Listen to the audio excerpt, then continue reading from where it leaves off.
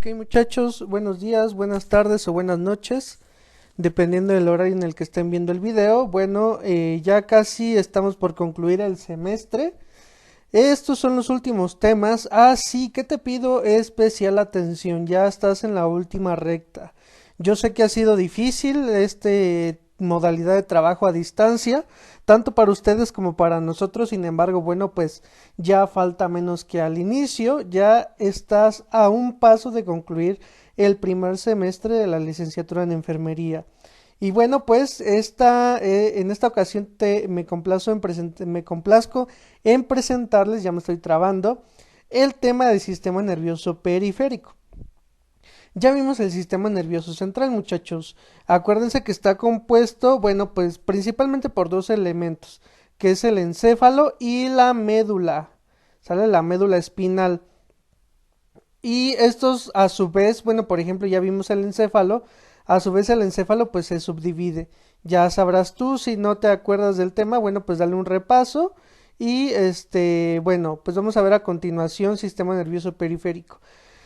Ya vimos que el sistema nervioso central es el centro, como su nombre lo dice, el centro encargado de generar, de recibir los estímulos, de asimilar la información que viene del exterior. Es decir, por ejemplo, no sé si viste que en estos días se quemó la central del metro de la Ciudad de México. Y bueno, aquí hay un punto que quiero hacer como un análisis. Se quemó la central, pero no se quemaron los vagones de metro, ni las vías de metro. Sin embargo, por haber sido la central la que se quemó, la línea 3, 4, 5 y 6 tuvieron que inhabilitarse. ¿Por qué? Porque este centro, este comando, es el encargado de enviar la información a cada una de estas líneas para que puedan funcionar de manera normal. O sea, es el centro regulador. Así funciona el sistema nervioso central. El sistema nervioso periférico no es nada más que las vías de comunicación son los que envían la información desde el centro, desde el sistema nervioso central, llámese encéfalo, llámese médula espinal, que envían la información desde este punto hasta la parte exterior a donde queremos llevar esa información, por llámese dedo, llámese ojo, llámese lengua, llámese pierna, etcétera. Entonces, esta parte es muy importante que tú la comprendas. Y bueno, es lo que vamos a ver a continuación. Sistema nervioso periférico. Bueno, el sistema nervioso, ya vimos, el central está dividido por encéfalo y la médula, ¿no? Muy bien, hasta ahí la llevamos bien. Y eso es parte del sistema nervioso central, pero entonces, para que entiendas cómo ahora se logra esta comunicación a las diferentes partes de nuestro organismo, vamos a ver algo que se llaman nervios craneales y nervios espinales. Los nervios craneales pertenecen al encéfalo y los nervios espinales pertenecen a la médula. ¿Sale?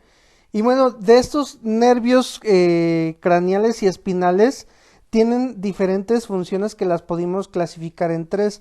Pueden tener funciones motoras, funciones sensitivas o funciones sensoriales. Por ejemplo, los nervios craneales pueden ser de estas tres índoles. Pueden ser motoras, que se refieren a movimiento. Pueden ser sensitivas, que se refieren a sensación, por ejemplo, el tacto. Y pueden ser sensoriales, que se refieren a órganos de los sentidos especializados. Por ejemplo, la luz es un tipo de sistema de sensorial. El gusto, ¿sale? La temperatura, todo esto nos referimos a sensorial. Los nervios espinales, por su parte, se reducen a simplemente motores o sensitivos, es decir, a movimiento y sensación de tacto, por ejemplo. ¿Sale? Entonces son como que menos especializados. Bueno, este sistema nervioso periférico, muchacho, lo vamos a dividir en dos. Puede ser sistema nervioso somático o sistema nervioso autónomo. El sistema nervioso autónomo a su vez se divide en dos, sistema parasimpático y sistema simpático, que más adelante vamos a ver a qué se refiere con esto, muchachos. Bueno, ahí lo tienes. El sistema nervioso periférico está formado por receptores sensoriales y nervios sensitivos y motores, como te lo acabo de mencionar, que actúan como líneas de comunicación hacia y desde el sistema nervioso central. Es como el ejemplo que te acabo de poner del central del metro y las vías y el metro en sí, ¿no? La central, pues es ese la central de comando que va a manejar toda la información de los vagones, y los vagones y las vías, bueno, pertenece como a este sistema periférico que solamente se encarga de enviar la información de ida y de vuelta. Bueno, sistema nervioso periférico, ya te había dicho que tenemos el somático. El somático se refiere al también llamado de relación. Es decir, que el somático es un tipo de sistema nervioso que tú puedes controlar a voluntad, que tú decides en qué momento puedes hacer el movimiento de tu brazo, la gesticulación de tu cara, y por eso también se le llama de relación. Es decir, si no tuviéramos esta capacidad de controlar el sistema nervioso somático, no habría forma de que nosotros nos relacionáramos con el exterior. Y bueno, a lo mejor suena muy feo, pero date cuenta en las personas que tienen parálisis cerebral, es muy complicado la relación, la comunicación, o incluso las personas que están en estado vegetativo. Estas personas que por algún accidente, alguna situación, pues ya no tienen esta capacidad de movimiento, de controlarlo, y pues cómo se relacionan, su sistema nervioso somático pues está completamente bloqueado. A esto se refiere con porque también el sistema nervioso somático es llamado de relación. Y bueno, los nervios que conectan los sensores con el sistema nervioso central y los nervios que conectan el sistema nervioso central con los efectores. Estos son los componentes de este sistema. Permite realizar acciones voluntarias, moverse y comportarse. Inerva el sistema musculoesquelético. Acuérdate que cuando vimos tejido muscular vimos que se clasifica en estriado, que también es llamado esquelético. Estriado porque si lo observamos al microscopio te vas a dar cuenta que tiene estrías.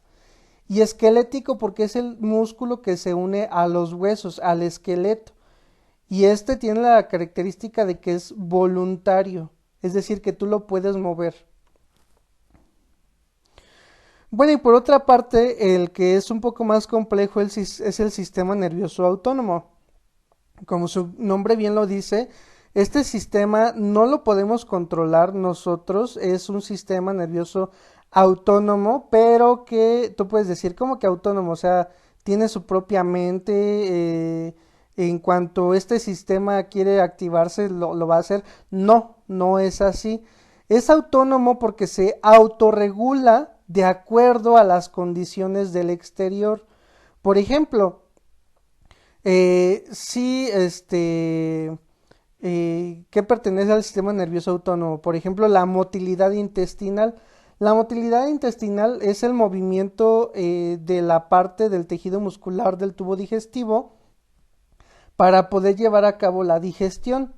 Y no es que todo el tiempo esté activado y no es que se active o se desactive cuando se le hinche la gana. No, se activa cuando recibe un estímulo exterior, en este caso cuando llega el bolo alimenticio al estómago, ¿sale?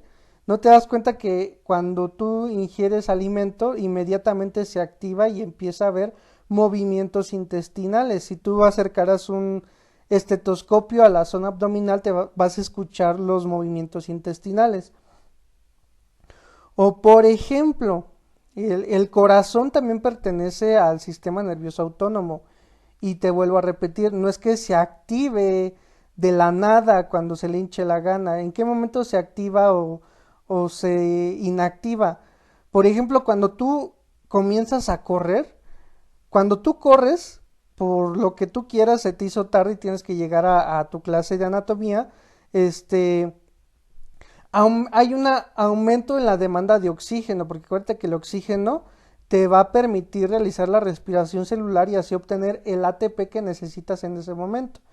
Bueno, pues resulta que tenemos quimioreceptores que detectan ese descenso de oxígeno a nivel sanguíneo, manda una señal al sistema nervioso central activando el sistema nervioso autónomo del corazón para que bombee más rápido la sangre, ¿sale? Y que de esta forma pueda llegar la sangre con oxígeno a los músculos que están requiriéndolo de esta forma.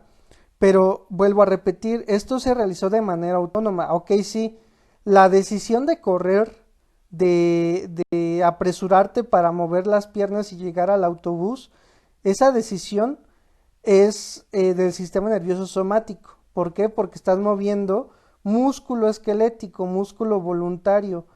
Pero esa condición, ese cambio del exterior, provocó que se activara otra parte del sistema nervioso autónomo, que es el corazón, y te está provocando una taquicardia. Y la taquicardia tú no la estás controlando, no estás diciendo, ¿sabes qué? Necesito echarme 110 latidos por minuto. Ahí va, 1, 2, 3, 4. No, no lo haces de esa forma, sino que tu sistema, tu organismo se activa de acuerdo a las necesidades del exterior. Así que, bueno, ten cuidado con eso porque dices autónomo, que se activa cuando él se le hincha la gana, tiene un cerebro aparte. No, no, no es así. Acuérdate que estos sistemas están interconectados entre sí. Y bueno, por ejemplo, ¿qué más pertenece al sistema nervioso autónomo?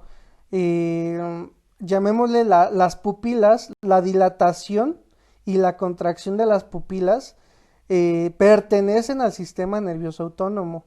Y te vuelvo a repetir, no se activan y se desactivan nomás porque sí, sino van de acuerdo a un estímulo exterior, en este caso a la luz. Cuando hay luz, muchachos, la pupila lo que hace es contraerse, hace una contracción y te invito a que lo hagas en tu casa. Acércate a un espejo, acércate a una lamparita, acerca rápidamente esa luz y vas a ver cómo se contrae la pupila. Aléjala e inmediatamente la pupila se va a dilatar. Y eso es algo que no estás controlando tú. O si eres consciente de este momento, no lo eres. Tu organismo lo hace de manera automática. De acuerdo, te vuelvo a repetir, y ya sé que ya te aburrí con esto, de acuerdo a los estímulos externos, a las necesidades, ¿sale? Y esto es muy importante que lo sepas, porque cuando hagas valoración neurológica, no, el fundamento está en esto que te estoy enseñando en este momento. Bueno, transmite mensajes entre el sistema nervioso central y músculos involuntarios lisos, glándulas también, órganos internos y opera de manera independiente. ¿Cómo que las glándulas, prof? Ahí sí ya entendí, las glándulas también son involuntarias. Sí, también son involuntarias.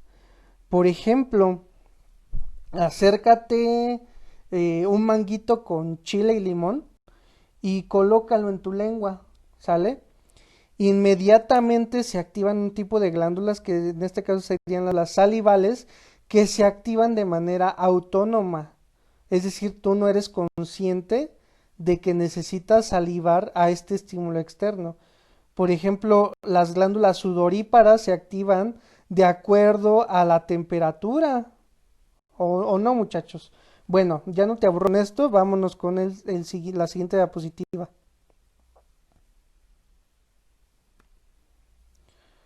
Bueno, rama simpática. Ahorita vamos a ver eso.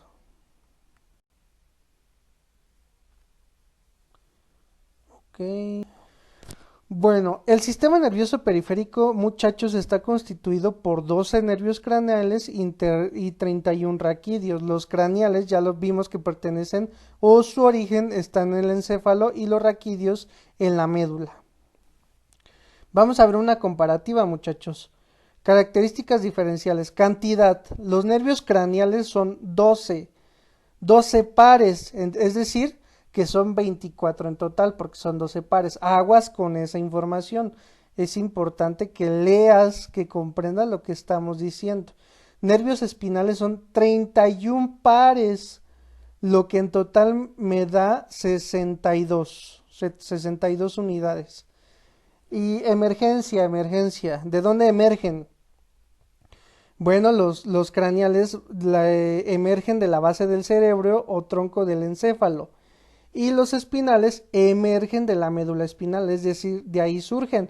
Pero su origen de los craneales, su origen aparente y otro origen real, depende de qué función cumple el par en cuestión. Y bueno, eso ya lo vamos a ver ahorita que veamos cada uno de estos pares.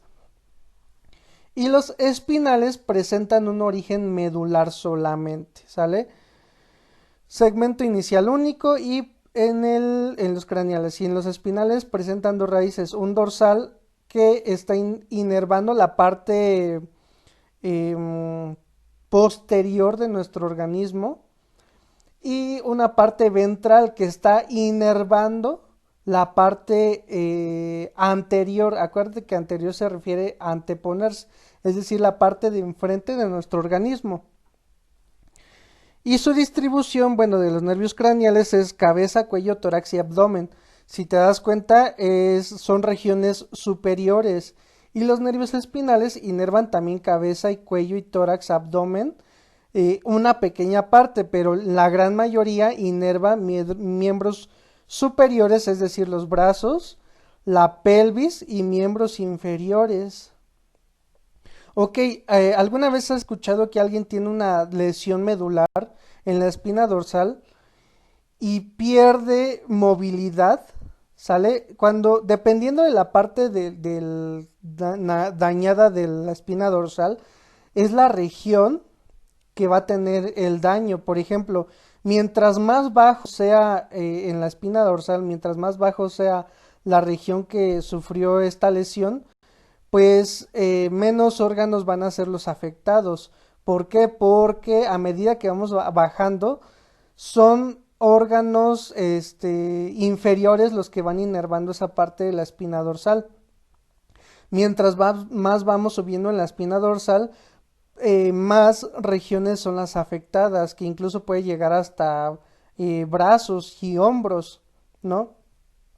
Y bueno, más adelante te va a quedar más claro esto. Pares craneales. Bueno, aquí los tenemos.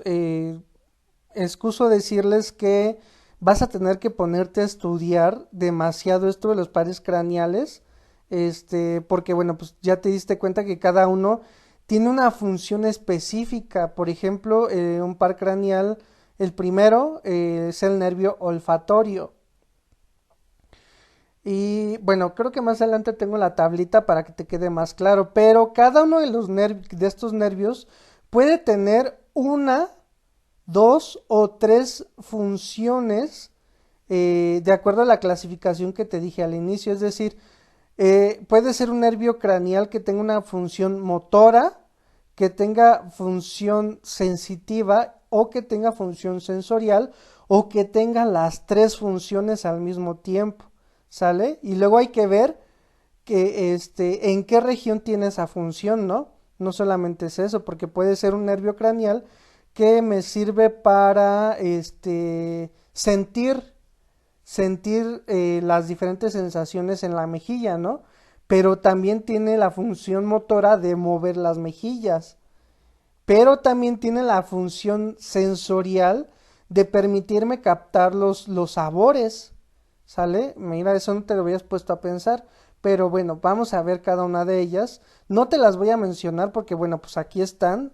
Si quieres consultarlas, bueno, pues te recomiendo que tengas la imagen a la mano porque seguramente no te las vas a aprender de la noche a la mañana. Tienes que estarlas repasando y repasando y repasando constantemente. Bueno, aquí vemos una vista desde abajo del encéfalo, donde ya podemos observar de dónde surgen estos nervios. No, no todos, pero sí la gran mayoría. Por ejemplo, aquí tenemos en la parte superior el nervio olfatorio, el bulbo olfatorio, el nervio óptico, el glosofaringio, el nervio auditivo, bueno, y así nos vamos, nervio hipogloso mayor. Y bueno, aquí nos faltan demasiados, pero conforme vayamos descendiendo podemos ir viendo los demás nervios. Y otra vez, los nervios espinales, ahora ya no estamos hablando de encéfalo, estamos hablando de médula. Los nervios espinales se dividen de acuerdo a la región de la espina dorsal que estemos observando. Por ejemplo, aquí tenemos la primera parte de la espina dorsal, la que encontramos inmediatamente a nivel del cuello, son los nervios cervicales, ¿sale? Son 8 pares denominados que van desde C1 hasta C8, ¿sale? Y así los vas a ubicar. Por ejemplo, la primer vértebra que sería C1, ahí encontraríamos el primer par craneal, par espinales, nervio espinal. Descendemos y la segunda vértebra sería C2 y así nos vamos C3, C4, C5, C6, C7 hasta C8, ¿sale? Después encontraríamos los nervios torácicos, que son 12 pares denominados desde T1 a T2. Solamente aquí vamos a encontrar estos. Perdón, aquí me faltó un 1. Denominados desde T1 hasta T12. ¿Sale? Hasta T12. Son 12 pares torácicos. Luego tenemos los nervios lumbares, que son 5 pares que van desde L1 hasta L5, y igual vamos descendiendo L1, L2, L3, L4 y L5. Nervios sacros son 5 pares, S1, S2, S3, S4 y S5. Y el nervio coccigio, que solamente es un par, y ahí la encontramos en la última parte de la espalda, es la espalda baja, la que está pegada a las nalgas, ¿sale? Forman la llamada cola de caballo al descender por el último tramo de la columna vertebral. Bueno, esto se refiere al nervio coccigio y más adelante vas a ver por qué le mencionan como cola de caballo. Y fíjate, de aquí surge un fundamento de aplicación intravascular de vacunas. O sea, imagínate, tú que decías, enfermería solamente es aplicación de vacunas. Bueno, pues el fundamento de esa aplicación de vacunas, aquí perdón, de inyecciones, no de vacunas, y de inyección intramuscular en el glúteo, el fundamento lo encuentras en esto que te estoy mencionando. Ahorita vas a ver por qué. Bueno, te vuelvo a repetir. Los nervios pueden ser sensitivos o sensoriales. Por ejemplo, el olfatorio, el óptico y el auditivo son de esta clasificación. Los nervios motores, que es decir, de movimiento, encontramos el motor ocular común, el patético, el ocular externo, el espinal, el hipogloso mayor. Y también pueden ser mixtos, pueden ser sensitivos, sensoriales, motores. Por ejemplo, encontramos el trigémino, el facial, el glosofaringio y el neumogástrico, ¿sale? Mira, esta tabla está muy buena, te la recomiendo que la tengas a la mano. Aquí no solamente me está diciendo qué par craneal es el que estamos describiendo, sino también nos describe el origen aparente en el encéfalo. Pues sí es importante, pero yo te recomendaría que te enfoques más bien en la función, ¿sale? No tanto en el origen, no tanto en la anatomía. Y bueno, el orificio de salida, que es del cráneo, seguimos viendo que no es tan importante. Y, aquí la regué.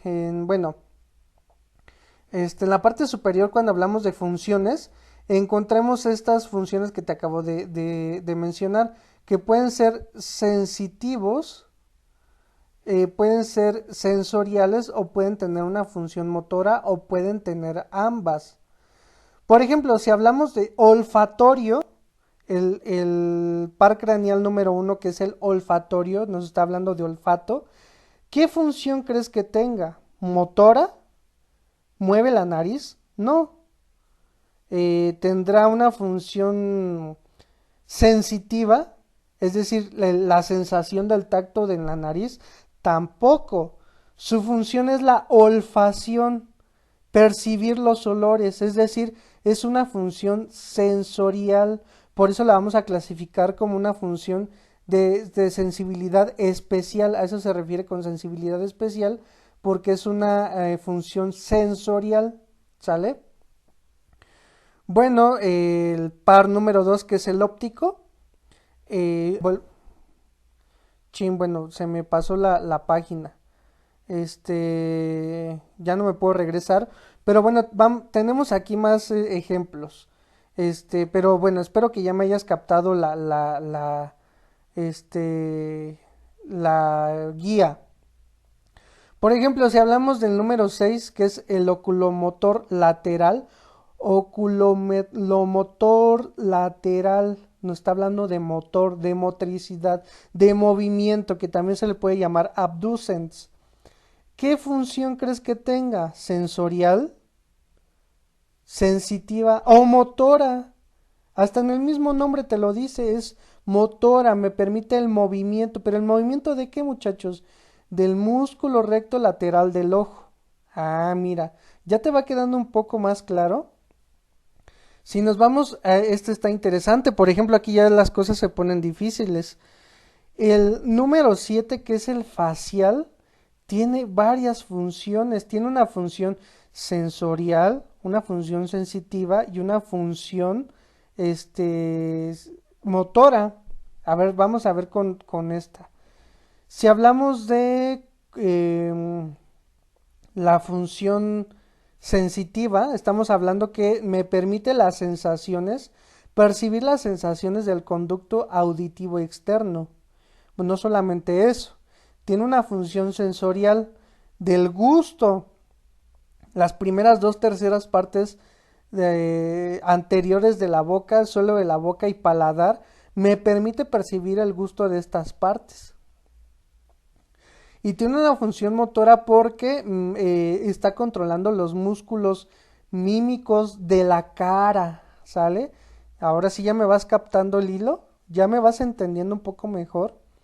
Bueno, y por si fuera poco, estos también tienen una conexión de sistema nervioso autónomo con las glándulas lagrimales, las salivales, las submandibulares y las sublinguales. Ajá. Bueno, ahorita tengo una tabla ahí específica para sistema nervioso autónomo y cómo son cómo se da este movimiento. Vamos a ver otro ejemplo y ya.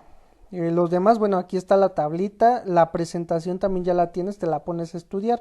Lo importante aquí es que entiendas cómo funciona esto de los pares craneales. Una vez entendiéndolo, bueno, tienes la tablita y te pones a estudiar.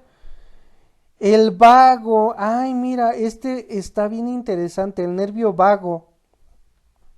El nervio vago, muchachos, aquí sí voy a hacer un énfasis en su origen y hacia dónde se dirige.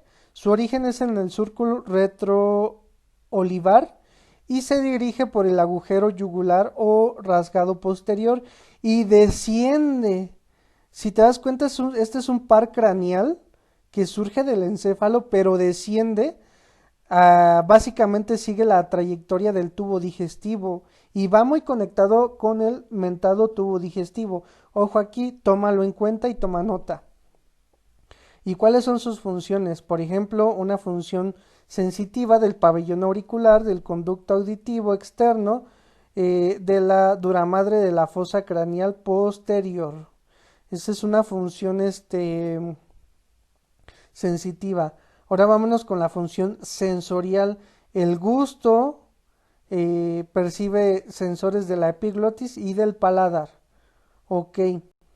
Y fíjate, tiene una función a nivel del sistema nervioso autónomo, donde en corazón, en tráquea, en bronquios y en el tracto gastrointestinal. Fíjate qué tiene que ver corazón, qué tiene que ver tráquea, qué tiene que ver bronquios, el tracto gastrointestinal. Pues a lo mejor funcionalmente no tiene que ver mucho, pero aquí en el sistema nervioso están conectados a través de este par craneal que es el número 10 que es el vago, este, y que pues me va a dar una serie de problemas más adelante. Por ejemplo, Anteriormente, no sé si sepas tú, pero se hacía un procedimiento que se le llama enema evacuante.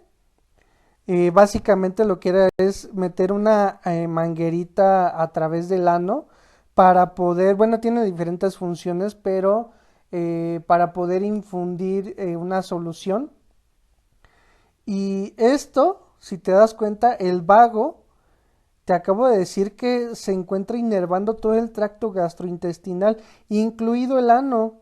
Es decir, vas a estar estimulando el vago al estar introduciendo algo en el ano. Y había ocasiones en las que dices, bueno, ¿qué tiene que ver gastrointestinal con corazón? Nada, pero por estar conectado el vago, estar conectando estos órganos, al hacer este estímulo en el ano, provocabas una taquicardia en el paciente. Incluso podías provocar reflejo de vómito.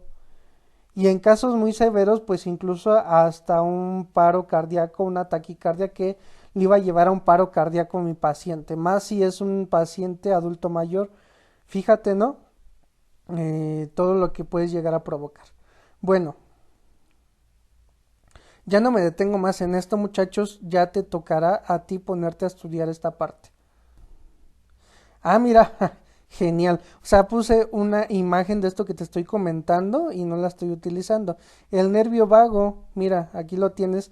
¿Cómo está inervando corazón, pulmones, estómago, hígado, riñones, intestino? Los está inervando.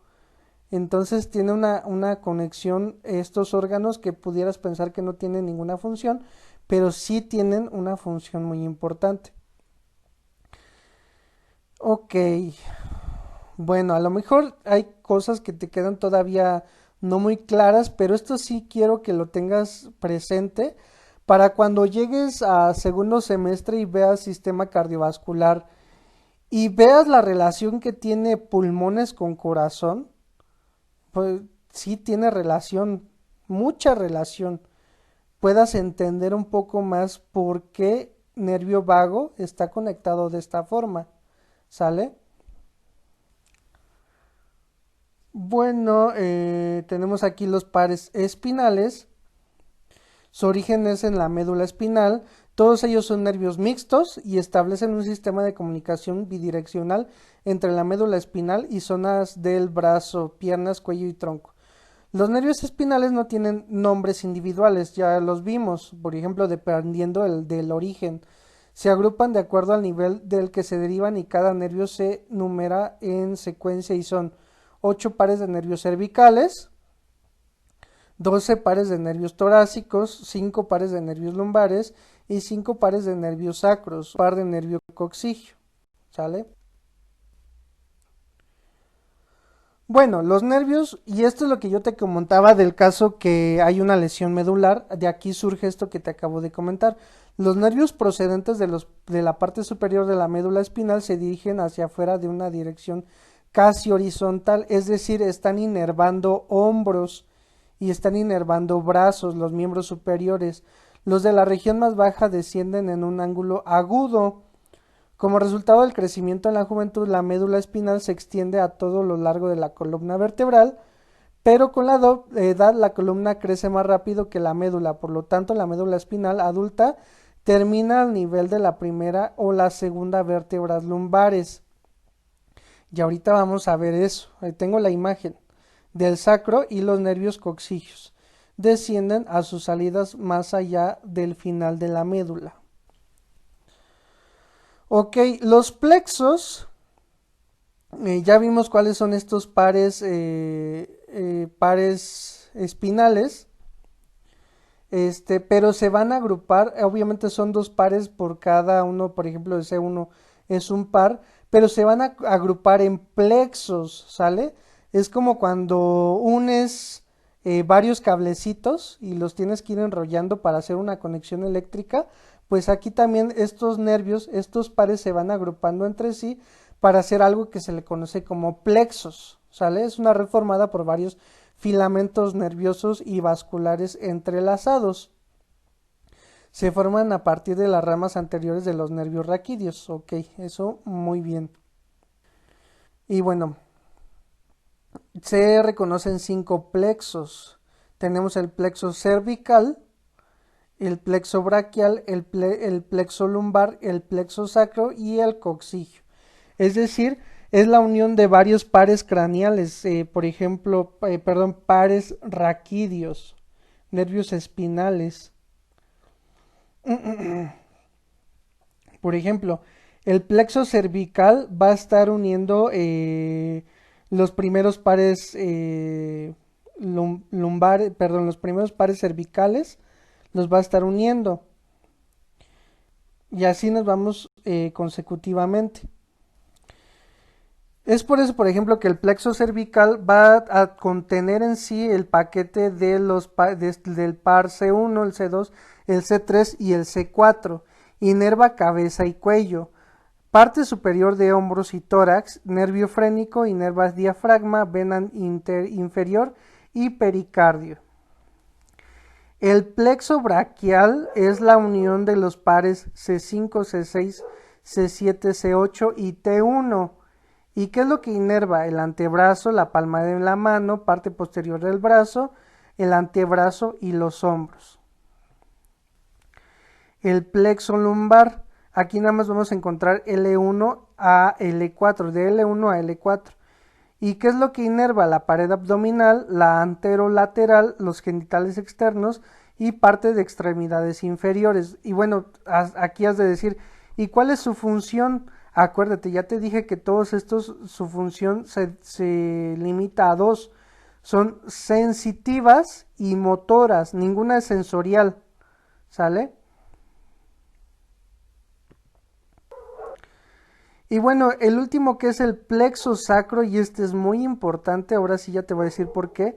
Y el plexo sacro inerva glúteos, perineo, muslos, pantorrilla, pie y la planta del nervio ciático o isquiático, ¿sale?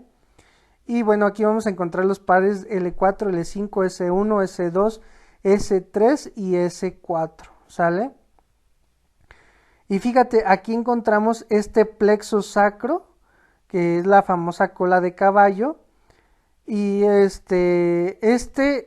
esto acuérdate que pertenece al sistema nervioso periférico, pero su origen está en la médula espinal.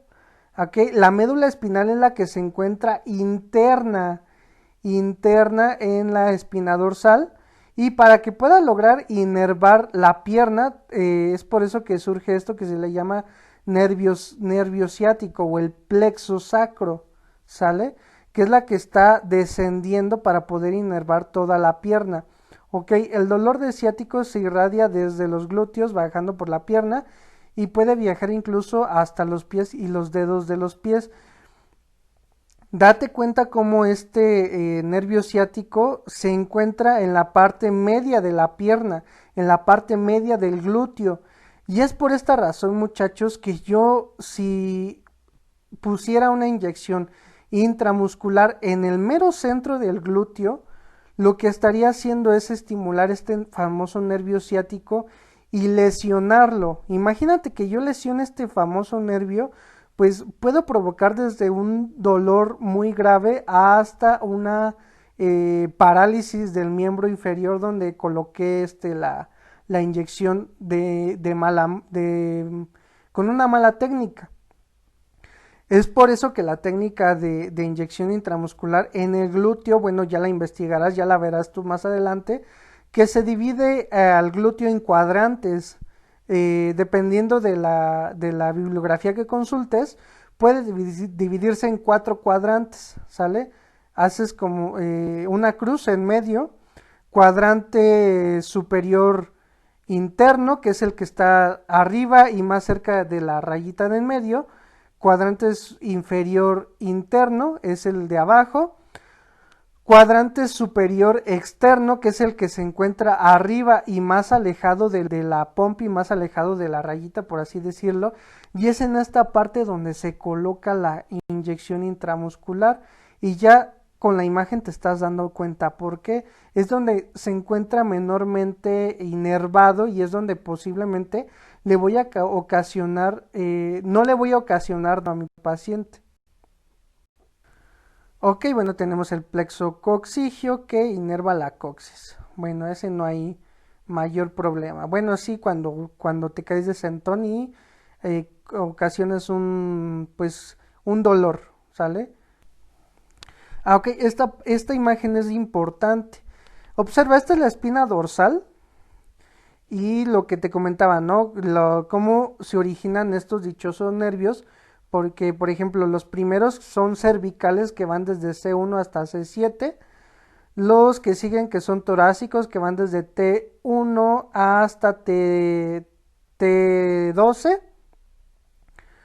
Luego tenemos los lumbares que van desde L1 hasta L5 y bueno, así nos vamos sucesivamente, ¿sale? Pero quiero que observes esta imagen porque es importante. Ok, los pares craneales es esas conexiones de nervios que van a ir desde el sistema nervioso central, en este caso de la médula, hacia a inervar una parte de mi organismo, por ejemplo, brazos, hombros, piernas, etcétera. Pero vamos a analizar esta imagen, la parte del sistema nervioso central que es la médula espinal. Bien, la médula espinal observa, aquí está enumerada el origen de cada uno de los nervios raquídeos, ¿ok?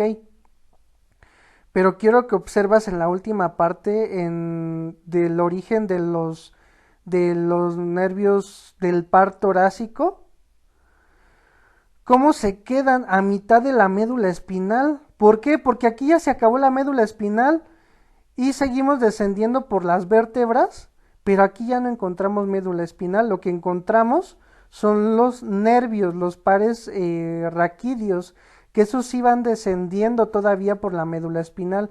Cuando se aplica un bloqueo intramedular o la famosa raquia en las mujeres embarazadas, se hace a nivel de, por ejemplo, de L3, porque en L3, si yo introduzco la aguja, ya no voy a llegar a tocar la médula. Si yo toco la médula, es igual como con la inyección intramuscular. Si yo toco la médula, le voy a ocasionar una lesión irreversible y que puede ocasionar parálisis en mi paciente. Es por eso que la raquia se hace a nivel de L3.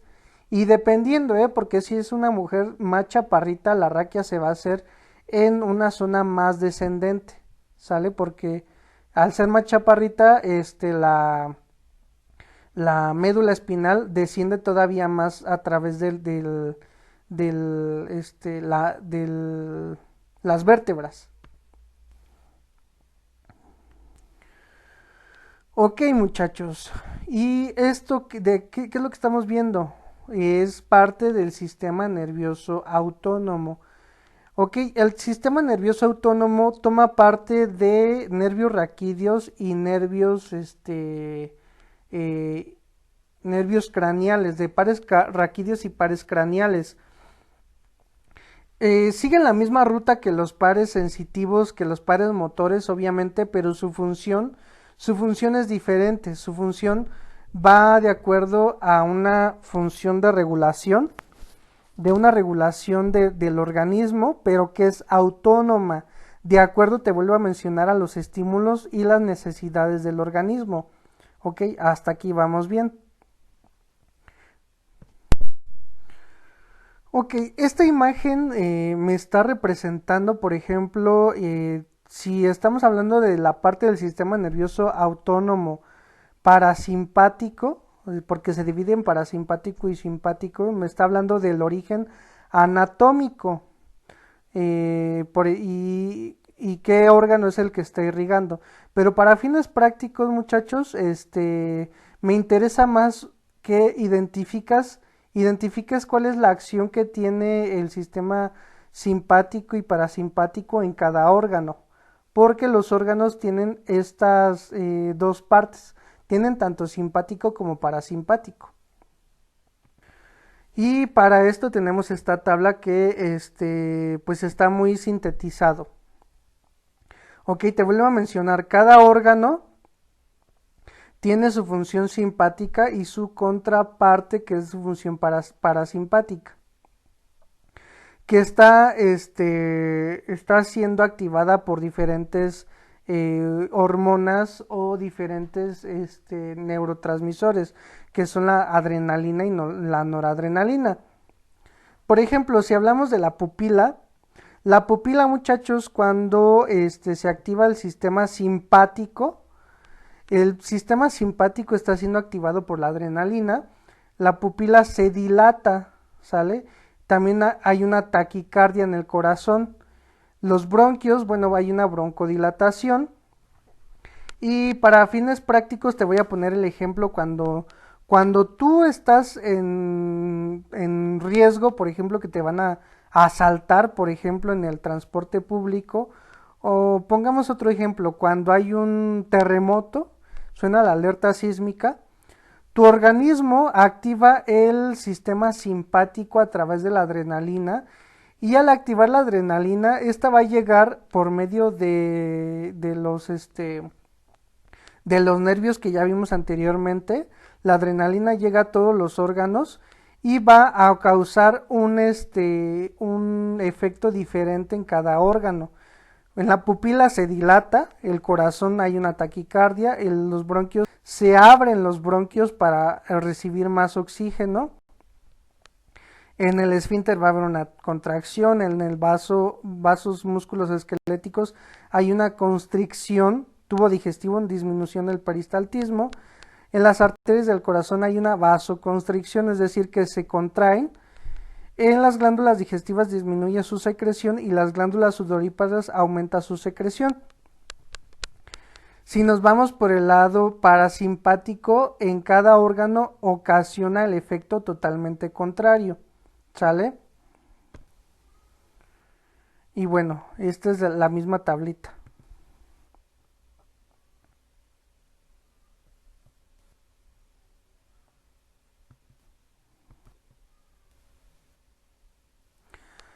Bien, vamos a ver. El sistema nervioso autónomo, también denominado vegetativo o simpático. Vegetativo porque es el que tiene funciones de todos los órganos y que nosotros no controlamos. Se considera como una entidad nerviosa diferente que transmite solo impulsos relacionados con las funciones viscerales que tienen lugar automáticamente sin que influya la voluntad del sujeto. Eso ya te lo había comentado varias veces.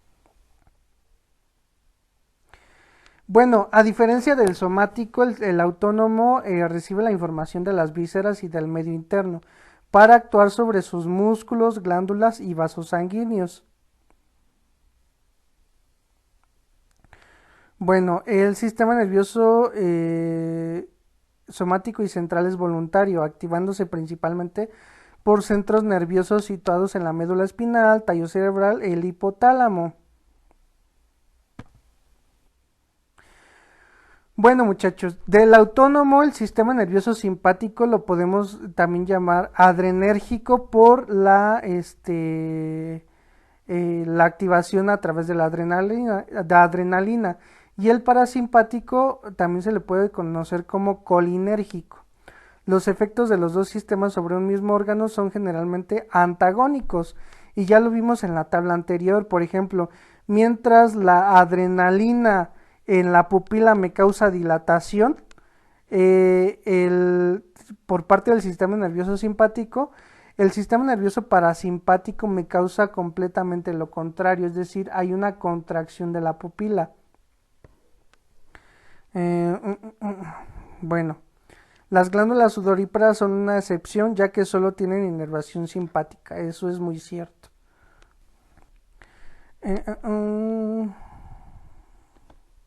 Bueno, entonces muchachos, ya espero que te quede un poco más claro que este sistema nervioso es el encargado de controlar, manipular todos los movimientos de los órganos o de las vísceras.